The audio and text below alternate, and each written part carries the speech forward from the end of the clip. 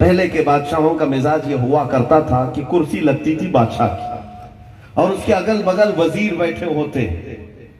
اب بادشاہ کے محل کا اصول یہ ہوتا کہ جب تک کرسی کے ارد گرد وزیر بیٹھے ہوئے ہیں تو بادشاہ اپنی بادشاہت پر قائم ہے اور رعایا کی سننے والا ہے. اور اگر وزیر اٹھ گئے تو یہ علامت تھی کہ اب بادشاہ رعایا کی نہیں سنے گا, چھٹی ہو گئی ہے. توجہ, سمجھ میں آ رہی بات؟ بادشاہ کے ارد گرد وزیر بیٹھے ہوتے اور وزیر اگر کھڑے ہو جاتے تو یہ علامت ہوتی کہ آپ بادشاہ کسی کی سنے گا نہیں, چھٹی ہو گئی ہے, رعایا پھر کل آئے یا جب یہ سلطنت سجے گی پھر آئے. یہ اصول, یہ قانون بادشاہوں کے ہاں ہوا کرتا. وزیر اگر اٹھ گیا تو سلطنت ختم ہو گئی. ختم کا مطلب آج کے دن چھٹی ہو گئی, رعایا ابھی اپنے مسائل نہیں لے جائے گی. اب آپ کو میں بتاتا ہوں, یہ دنیا کا دستور ہے. بادشاہ اپنی بادشاہت پر قائم ہے اور رعایا کی سن رہا ہے یا نہیں سن رہا ہے یہ معلوم کرنے کے لیے وزیروں کی کرسیاں دیکھی جاتی تھی. آج میں تمہیں بتاؤں, چلو تاجدار مدینہ صلی اللہ علیہ وسلم کے دربار میں. میرے آقا صلی اللہ علیہ وسلم نے فرمایا میرے 4 وزیر ہیں جو اللہ نے مجھے دیے, 2 آسمانوں میں ہے اور 2 زمین میں ہے. آسمان میں جبرائیل و میکائیل ہیں اور زمین میں ابو بکر اور عمر ہیں رضی اللہ عنہما. کون ہیں رسول اللہ کے 2 وزیر؟ حضرت ابو بکر, حضرت عمر. زندگی میں جتنی بھی حضور پاک صلی اللہ تعالیٰ علیہ وسلم کی احادیث پڑھو, اکثر حدیثوں میں ذکر یہی آئے گا, حضور تشریف لائے, ابو بکر عمر ساتھ میں آئے. حضور یہاں پر آئے, ابو بکر عمر ساتھ میں آئے. وزیر ہمیشہ رسول کے ساتھ تھے. اب اگر کسی کے دل میں ذرا برابر خلش آتی ہو تو میں اس سے کہتا ہوں جاؤ تاجدار مدینہ کا روضہ اطہر دیکھو, حضور آرام فرما رہے ہیں, بغل میں ابو بکر بھی ہے اور ان کے بغل میں عمر بھی آرام فرما رہے ہیں رضی اللہ عنہما. رسول کے ساتھ دونوں وزیر آج بھی سو رہے ہیں. یہ اس بات کی علامت ہے بادشاہ اب بھی کرسی پر براجمان ہے اور رعایا کی آج بھی سن رہا. اسی کو کہا جہاں میں ان کی چلتی ہے وہ دم میں کیا سے کیا کر دے. عزیزان گرامی, وہ سلطنت ختم ہونے والی نہیں ہے, آئی نئی حکومت, سکہ نیا چلے گا. عالم میں رنگ بدلا صبح شب ولادت. نبی پاک صلی اللہ تعالیٰ علیہ وسلم کے متعلق جب یہ ہمارا عقیدہ ہے تو پھر آؤ آگے کا ہمارا پیغام سنو. اسی رسول کی امت ہو, اسی رسول کے پکارنے والے ہو, اسی رسول کا کلمہ پڑھنے والے ہو, تو پھر آج حالات سے بے قابو ہو کر گھبرا کر میں کہتا ہوں اے سنیوں, بہت بہترین موقع ہے. 1 نہیں 2 نہیں 4 نہیں 100 شہیدوں کا ثواب حاصل کر سکتے ہو.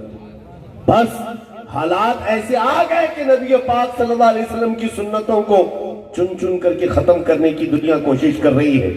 نوجوانوں کو یہ چاہیے تھا کہ آج کے اس دور میں اپنے نبی کا غلام ہوں, حضور کے طریقے کو زندہ کر کے رکھوں گا, حضور پاک صلی اللہ علیہ وسلم کی سنتوں کو زندہ کر کے رکھوں گا.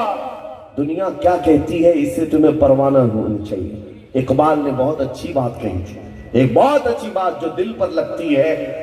اقبال کہتا ہے یہ غازی یہ تیرے پر اسرار بندے جنہیں تو نے بخشا ہے ذوق خدائی, 2 نیم ان کی ٹھوکر میں دریا و صحرا سمٹ کر پہاڑ ان کی ہیبت سے رائی. کہتا ہے اقبال کہ 2 عالم سے کرتی ہے بیگانہ دل کو, 2 عالم سے کرتی ہے بیگانہ دل کو, عجب چیز ہے لذت آشنائی.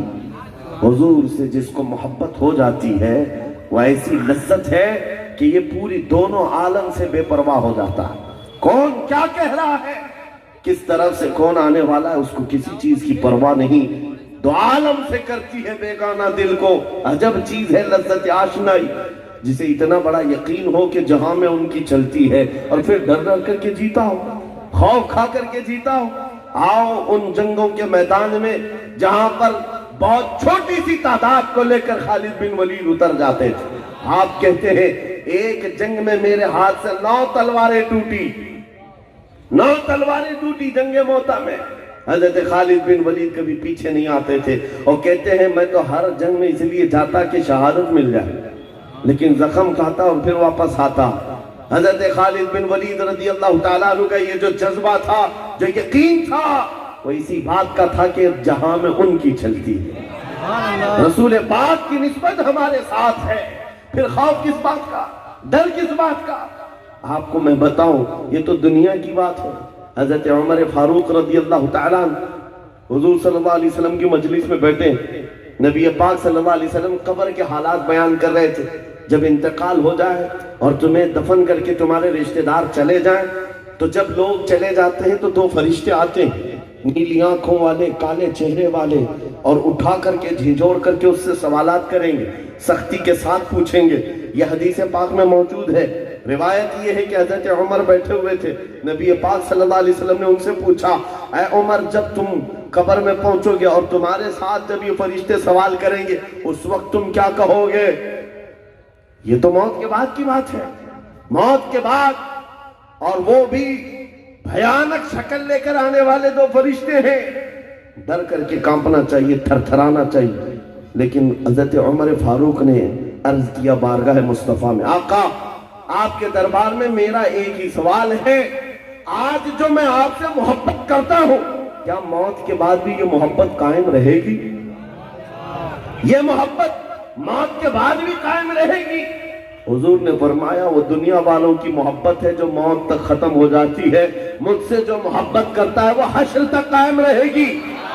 سنو آگے حضرت عمر کہتے وجد میں آ گئے، کہا یا رسول اللہ اگر یہ محبت قائم رہنے والی ہے تو پھر قبر میں فرشتوں کو تو میں خود نپٹ لوں گا، میں دیکھ لوں گا۔ حضور پاک کی نسبت ساتھ ہے تو وہ تو فرشتوں سے بھی بات کرنے کے لیے ہمت بتا رہے ہیں۔ آج تمہیں کس بات کا ڈر ہے، کس بات کا خوف؟ عزیزان گرامی وقار،